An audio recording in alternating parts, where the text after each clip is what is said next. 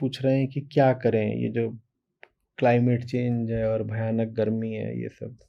खैर ये भी जान गया हूँ कि इनका कारण मांसाहार, पशुपालन, जनसंख्या वृद्धि और वर्तमान भोगवादी जीवन शैली है। वृक्षारोपण आदि छोटे कामों से ये समस्या हल नहीं होने वाली। कह रहे मैं सोशल मीडिया के माध्यम से इस विषयों के लोगों को जागरूक भी करता रहता हूँ,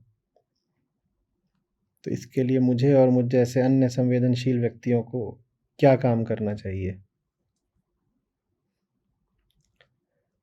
मैं क्या बताऊँ, इतना आप लोग मासूम सवाल किया करते हो, क्या करना चाहिए?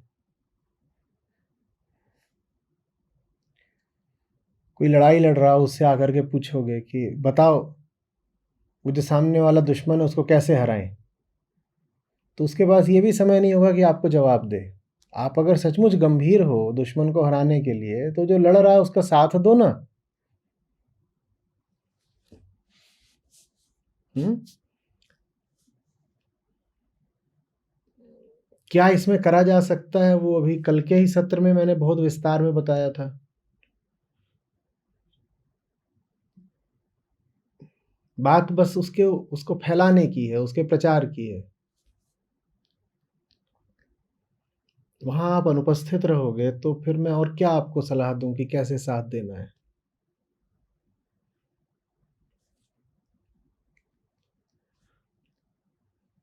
बाहर निकल करके दुनिया को जो बात मैं बोल रहा हूँ वो बताना तो दूर है, हम तो कम्युनिटी पर भी खुलकर नहीं बोल पाते। और बहुत लोग हैं जो सिर्फ कम्युनिटी पर बोलते हैं, कम्युनिटी के बाहर कुछ नहीं बोल पाते।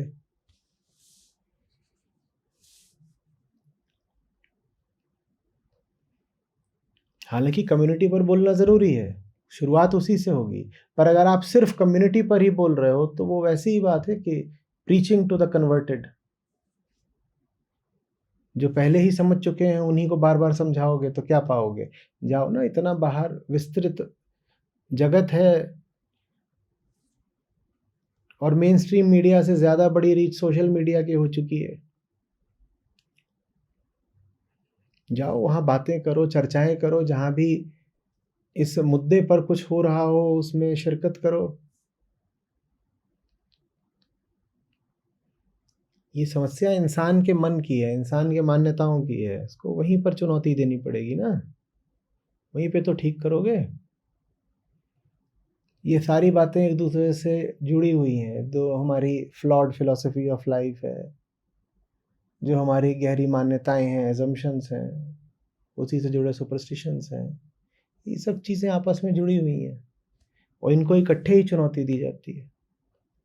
उसके लिए बाहर निकल करके बोलना पड़ेगा, समझाना पड़ेगा। यहाँ चुनौती माने ये तो है नहीं किसी का सर फोड़ दिया, यहाँ चुनौती का मतलब है कि खुल के बोले। खुल के बोलने वाले हमारे पास लोग बहुत कम है। ये बहुत अजीब बात है, बहुत दुखदाई बात है। जो लोग झूठ के पक्ष में हैं वो तो बिल्कुल छतों पर चढ़कर चिल्लाते हैं, और जिनको सच समझ में आ भी रहा है वो दुबके रहते हैं, उनके मुंह से चूं नहीं निकलती।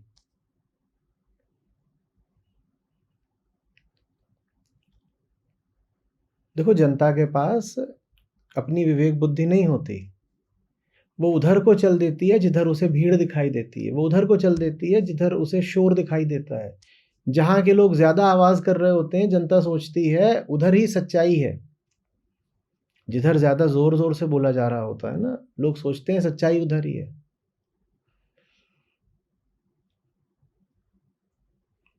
उधर कोई बढ़ लेते हैं। और ये इतिहास में हमेशा से रहा है कि झूठे लोग ज्यादा जोर जोर से बोल लेते हैं, उनके पास ज्यादा ऊर्जा होती है। और जो लोग सोचने समझने लग जाते हैं, पता नहीं उनके क्यों नहीं हिम्मत पैदा होती कि वो भी जोर से चिंघाड़े। वही हमारे साथ भी हो रहा है, एकदम चुप, मूक, कुछ नहीं बोला जाता। कईयों को तो इतना डर लगता है बोलने से कि वो कम्युनिटी पर भी नहीं बोलते कि कोई देख ना ले। वो बाहर क्या बोलेंगे, अपने घरों में क्या बोलेंगे,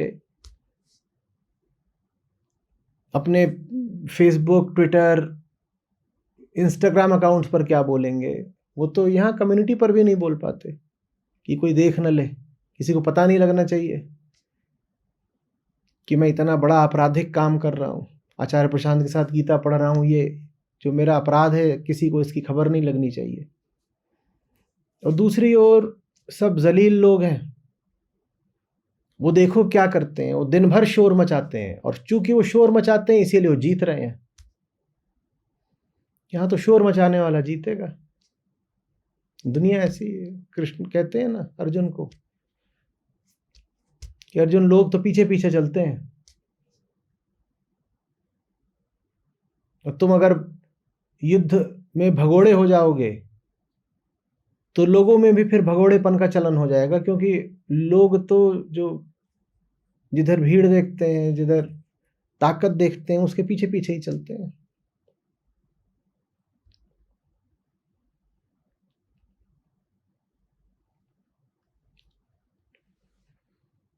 अगर संभव हो मेरी आवाज को विस्तार दीजिए, एम्प्लीफाई करिए,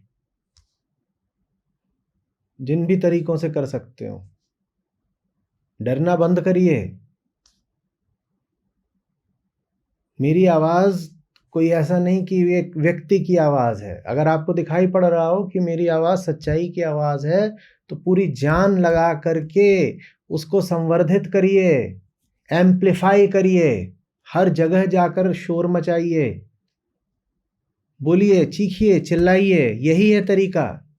डरिए मत इतना।